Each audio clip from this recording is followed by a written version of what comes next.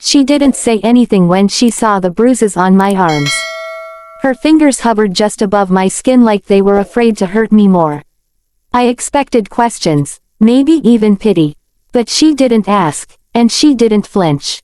Instead, she just pulled the blanket around me tighter, sat beside me, and stayed. That night, a billionaire heiress chose to sit in silence with someone like me, broken, bruised, and too scared to trust again. And somehow, her quiet presence said more than 1,000 apologies ever could. I met him when I was still figuring out what love was supposed to feel like. He was charming in the way dangerous things often are, smooth, careful, a little too practiced. At first, it felt like falling into something warm. He laughed at my jokes, brought me coffee without asking how I liked it, and told me I looked beautiful even on my worst days. He wasn't perfect, but I thought maybe I didn't need perfect.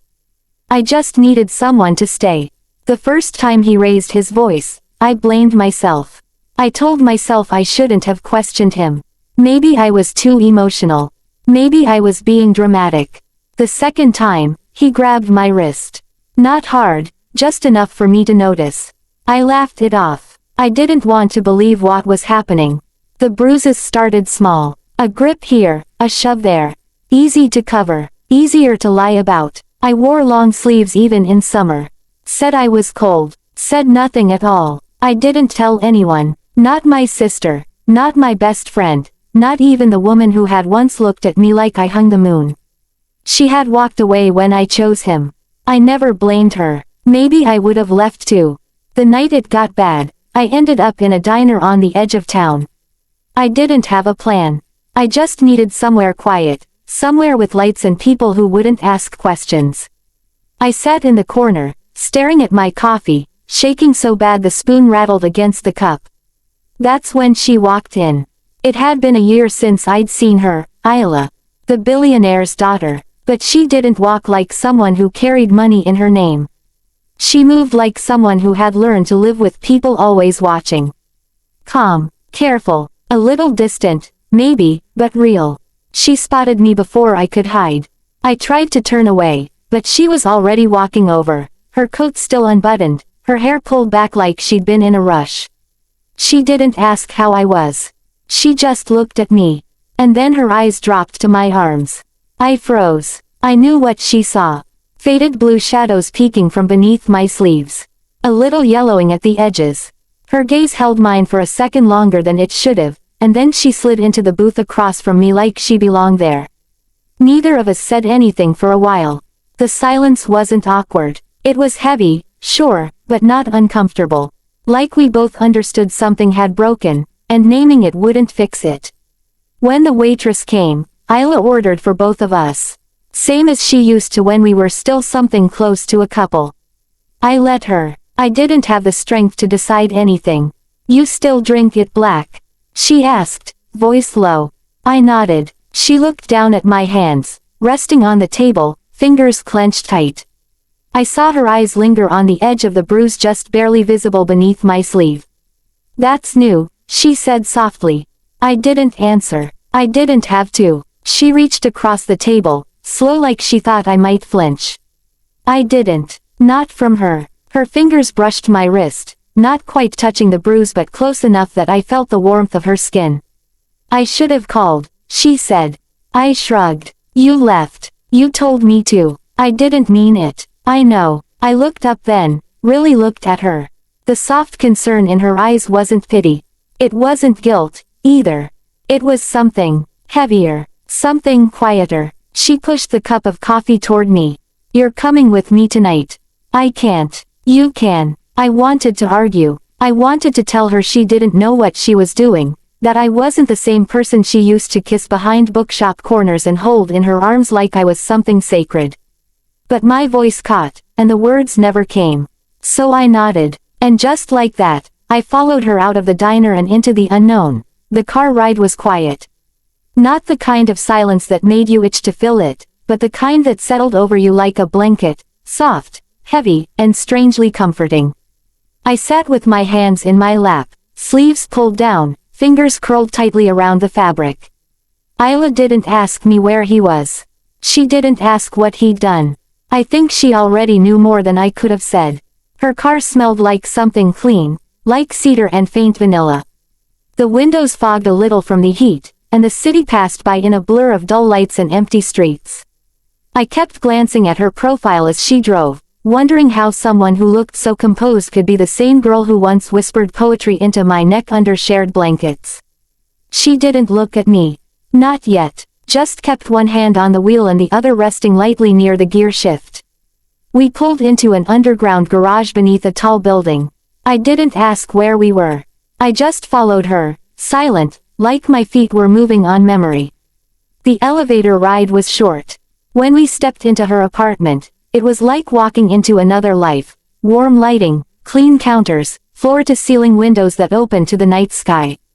There were books stacked in corners, a pair of her shoes by the door, and a hoodie I recognized slung over the back of the couch. She dropped her keys in a bowl near the entrance and turned to me. "Sit wherever you want," she said softly. "I'll make tea." I moved to the couch, stiff, unsure, like I didn't belong in spaces that didn't carry echoes of raised voices and slamming doors. I tucked my legs beneath me and stared at my hands. The bruises ached, dull and familiar. My sleeves had shifted again. The skin beneath was marked, blotchy, discolored, tender. I tried not to look. I tried not to think about the hands that had left them there. Isla returned a few minutes later with 2 mugs. She handed one to me, her fingers brushing mine again, lingering a second longer than necessary. I wondered if she noticed how I flinched when the warmth of the mug touched my palm. She sat beside me, not too close, just enough that I felt her presence like a shield. "He hit you more than once, didn't he?" she asked quietly. I didn't answer. I didn't have to. Her jaw tensed, and I saw something flicker in her eyes. Anger, maybe, hurt. She didn't push me. Instead, she leaned back against the couch and sipped her tea like she was trying to calm something inside herself. "I should have been there," she said after a while. "I should have fought harder." I shook my head. "It wasn't your job to save me." She looked at me then. Really looked. "Maybe not, but I loved you, and I let you walk into something I knew wasn't right." I swallowed hard. The tea burned a little on the way down. "I didn't think it would get this bad," I whispered. "Do you still love him?" I didn't know how to answer that. Maybe I'd loved the version of him he showed me in the beginning. The one who said all the right things and made me feel like I mattered. But the version who showed up later, the one with bruises in his hands and lies on his tongue, I didn't love him.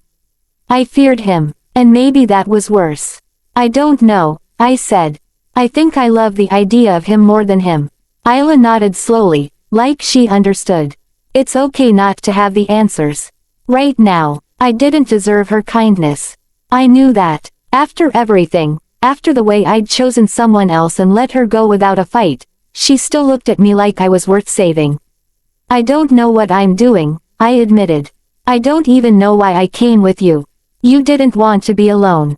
That was true. Maybe the only true thing I'd let myself feel in months.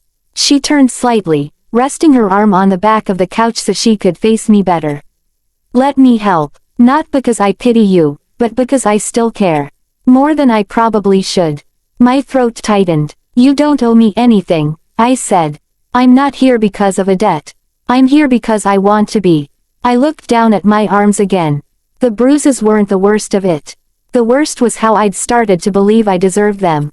That maybe if I'd been quieter, more understanding, less emotional, he wouldn't have hurt me.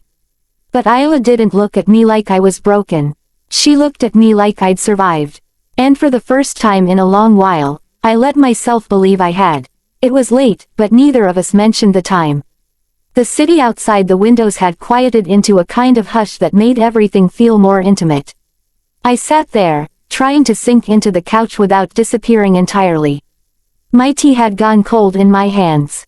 I hadn't taken a sip in a while. Isla noticed, took the mug gently from me, and replaced it on the table like it was something fragile.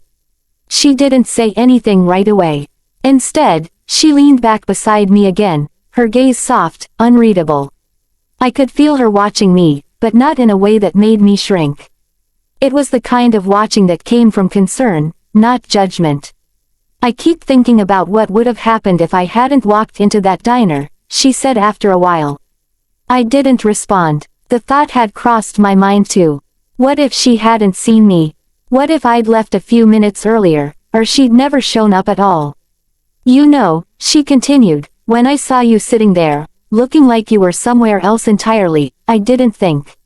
I just moved. Her voice was quiet, but every word landed. I turned to her then, catching the way her eyes lingered on the fading purple beneath my skin. She didn't touch me this time. She just let the silence fill the space between us. I never stopped wondering about you, she admitted. Even after you left, I told myself I'd moved on. Threw myself into work, parties, trips, people. I raised an eyebrow. People. She smiled faintly. No one serious. No one I thought about after they were gone.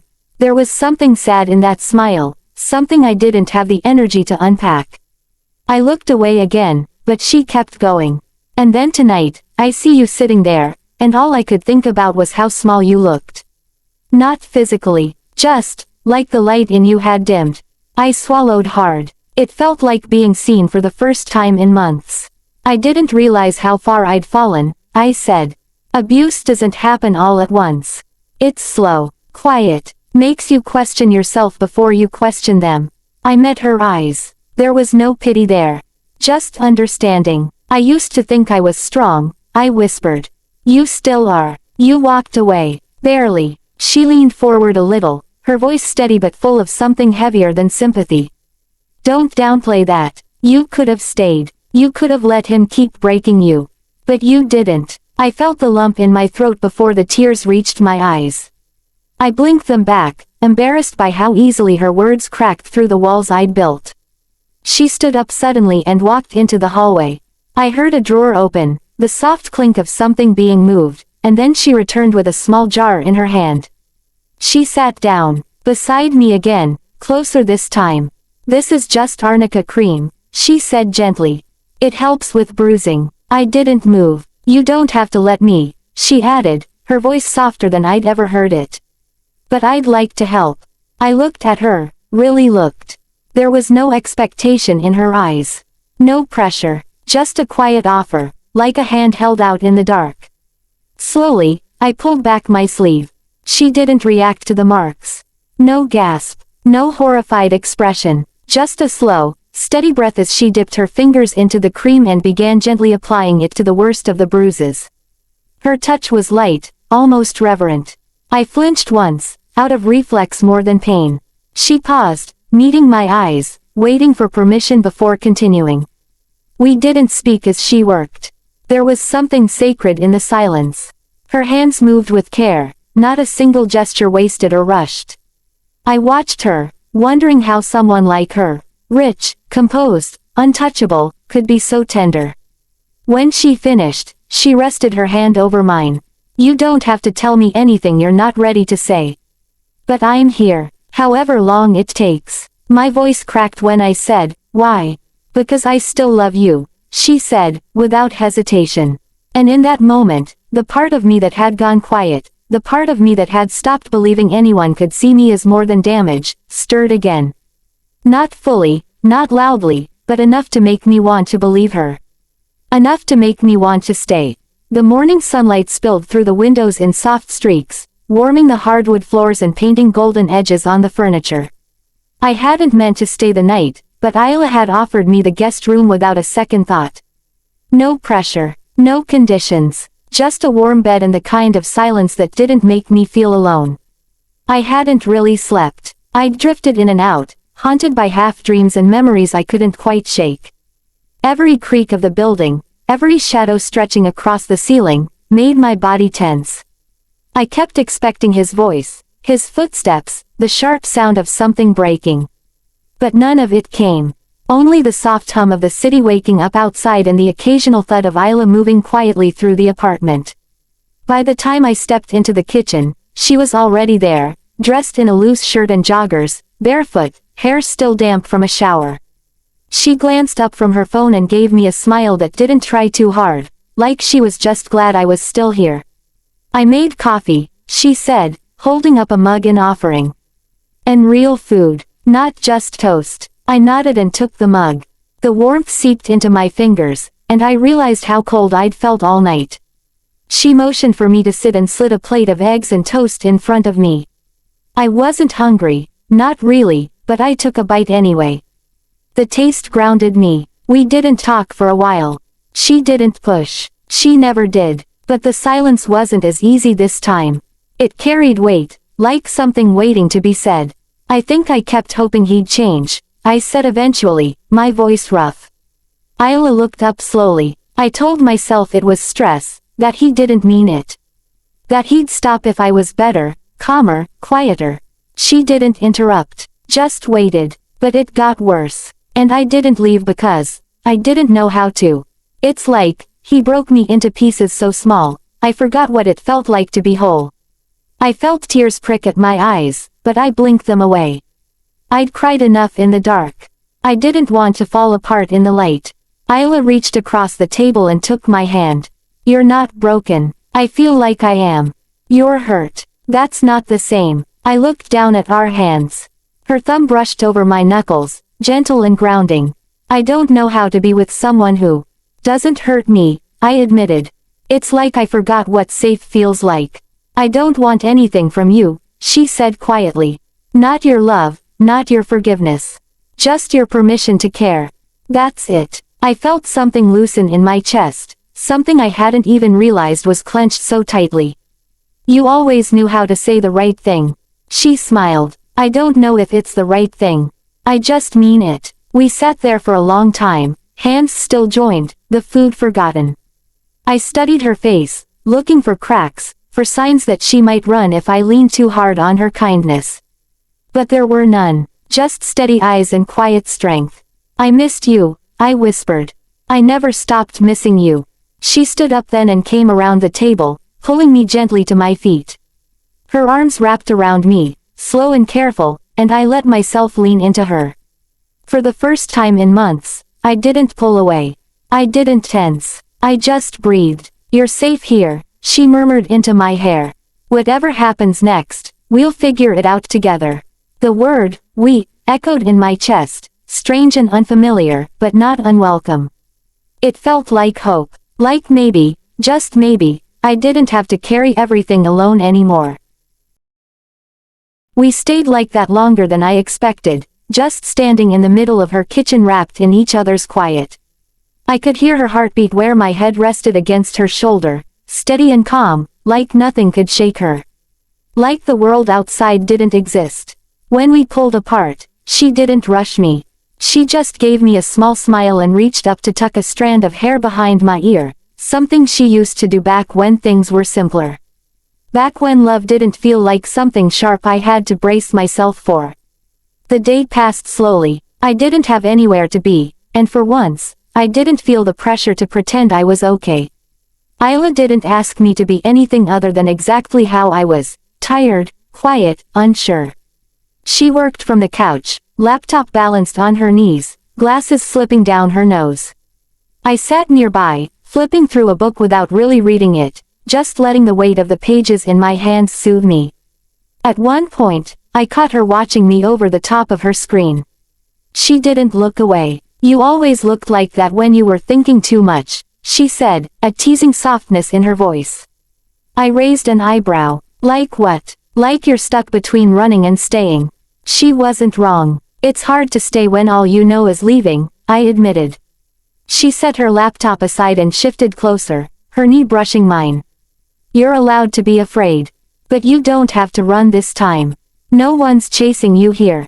I wanted to believe that. I really did. But fear had a way of sinking its teeth in deep. It wasn't just about him anymore. It was about me, what I'd let happen, what I'd accepted. What I still carried. He used to tell me I was lucky he stayed, I said quietly. Isla's eyes darkened. That's not love. That's control. I didn't know the difference. You do now. I looked down at my hands. The bruises were fading, but the ache beneath them remained. What if I'm too damaged to be loved right? She reached for my hand again, her fingers wrapping around mine with care.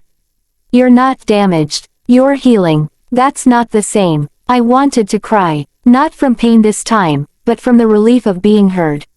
From the gentleness in her voice. From the way she saw me and didn't flinch.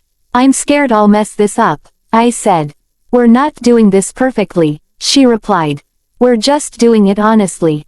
That's more than enough." Her words settled something in me, like placing the final piece of a puzzle I didn't know I'd been putting together. I leaned into her again, and she held me without question. Later that evening, we sat on the floor of her balcony, wrapped in a blanket, watching the city lights blink to life. She poured us both a glass of something sweet and fizzy and clinked her glass gently against mine. "To new beginnings," she said. I hesitated, then lifted my glass. "To being brave enough to start again." We sipped in silence. The night air was cool, but not cold. Her presence warmed everything around me. "Do you think people like us get happy endings?" I asked, staring out at the skyline. She didn't answer right away. Then she said, "I think people like us have to fight for them. But that doesn't mean we can't have them." I turned to look at her. "Are you still fighting for me?" I never stopped. Something about the way she said it made my chest tighten. Not from pain, but from hope. Real, fragile, terrifying hope. And for the first time in a long time, I didn't feel the need to run from it. The days blurred into each other, gentle and slow. There were no sharp edges, no sudden movements. Just small routines forming like ripples in a still lake. I woke up when I wanted to. I ate without someone commenting on my body. I spoke without fear of being interrupted. Or mocked. I existed, and for the first time in a long time, it felt safe to do so. Isla didn't hover. She gave me space when I needed it and closeness when I craved it, without ever making me feel like either one was too much. There were moments when I would catch her watching me, while I poured tea, while I stood on the balcony, while I laughed a little too loud at something on her phone. And every time, her eyes were soft, like she was memorizing the way I was starting to return to myself. But not everything was easy. There were nights I still woke up breathless, my heart pounding like it was trying to escape my chest. I'd reach for something in the dark, anything familiar, and sometimes, I'd find her hand already there, holding mine like she'd been waiting. One night, I couldn't sleep at all. I ended up sitting on the floor of her living room, my back pressed against the couch, legs pulled to my chest. The bruises had faded, but the memories hadn't. They clung to me in ways I couldn't always explain. I didn't hear Isla approach until she was sitting beside me. She didn't ask questions. She just sat in silence for a long time, her shoulder touching mine, her presence grounding me like a lighthouse in a storm. "I feel guilty," I said finally. "For letting it go on as long as I did. For not leaving sooner. For needing help." "You don't owe guilt anything," she replied. "You survived something that tried to erase you. That doesn't make you weak. That makes you powerful. But I still feel broken." "You're not broken. You were hurt. There's a difference." I leaned my head against her shoulder, my voice barely above a whisper. Sometimes I still hear his voice. Like it's inside my head, reminding me I'm not enough. Her arm slid around my shoulders, pulling me close. "Then let my voice be louder. Let it remind you that you are more than enough. That you're brave, and kind, and still learning how to be whole. And that's okay." I let out a shaky breath. I never thought I'd feel this again. Safe. Wanted. "You are both," she said, without hesitation. "And I want you to remember that, even on the days you forget it yourself." We stayed like that for a long time, wrapped in silence in each other. And in that stillness, I realized something. I wasn't waiting for the other shoe to drop anymore. I wasn't flinching at kindness. I wasn't apologizing for taking up space. I was healing, and the woman beside me, the one who held my hand through the nightmares and made tea just the way I liked it and never asked for anything in return, she was a part of that healing. Not the reason for it, but the light guiding me through. When she kissed my forehead before we both drifted back to bed, it wasn't a grand gesture. It was quiet, gentle, full of something deeper than the word love could hold. And I believed her, finally, when she whispered, "You're not alone anymore." The day I packed my things from the apartment I used to share with him, it wasn't raining like I imagined it would be. The sky was clear, almost cruelly bright. Isla came with me, not to rescue me, but just to be there. She stood by the door while I moved through rooms that once felt like a cage, touching old memories with new hands. I didn't take much. A few clothes, some books, my grandmother's necklace he'd told me looked cheap. I left behind the furniture we picked out together, the pictures on the wall, the part of me that had tried so hard to pretend it was love. Isla didn't speak as I moved, but I felt her presence with every breath. Her silence wasn't awkward, it was supportive, like she was holding the space open for me to reclaim. When we left, I didn't look back. Not once. We walked to her car, and I slid into the passenger seat without hesitation. For the first time in months, I felt like I wasn't carrying someone else's weight on my shoulders. Back at her apartment, our apartment now, though I still wasn't used to calling it that, I unpacked slowly. I placed my few things in drawers she'd cleared out for me, hung my clothes beside hers. The gesture meant more than either of us said out loud. That evening, we cooked dinner together. Nothing fancy, just pasta and garlic bread, but we laughed through most of it, bumping elbows and stealing bites. I spilled sauce on the counter, and she kissed my cheek like it was the best part of her day. It was strange and beautiful how quickly I'd settled into this version of my life, quiet, steady, kind. After we ate, we curled up on the couch with a blanket, the television on low but neither of us really watching. I rested my head on her chest, listening to the rhythm of her breathing. Her hand traced soft patterns on my arm, over skin that was once bruised and now slowly turning whole again. I didn't think I'd get to be happy again, I whispered.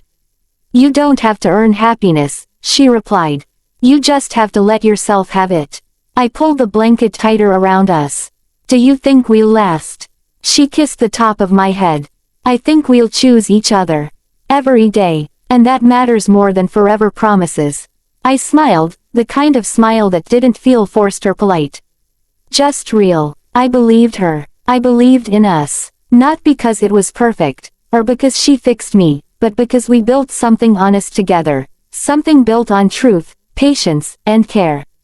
And maybe that was what real love looked like. The next morning, I woke before her. The sunlight stretched across the bed, soft and warm. I watched her sleep for a moment, peaceful, unguarded. I thought about how far I'd come, from a woman hiding bruises under sweaters to one who now woke up in the arms of someone who held her like she was whole. I slipped out of bed, made coffee the way she liked it, and sat by the window, watching the city slowly come alive. I wasn't waiting for pain anymore. I wasn't afraid of the quiet. I wasn't shrinking myself to fit into someone else's version of love. I was here. I was healing, and I was loved, and for the first time, I truly believed I deserved all of it.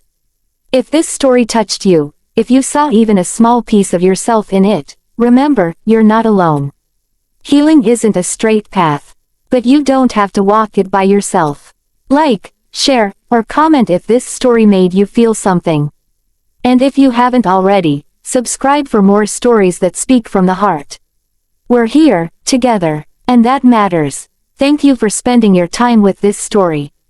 It wasn't just about bruises or heartbreak, it was about survival, rediscovery, and the kind of love that doesn't fix you, but gently helps you fix yourself. Maybe you've been there too. Maybe you've been quiet in the pain, or strong in the silence. If you have, this story was for you. Life after hurt is possible. Real love, the safe, kind, patient kind, exists.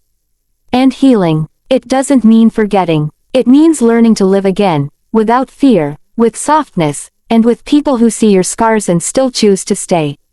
If this story moved you, please consider liking the video. Drop a comment if it reminded you of something you've lived, felt, or survived. And if you'd like to hear more stories like this, don't forget to subscribe. Your support means everything. You're not alone, not ever, and your story matters.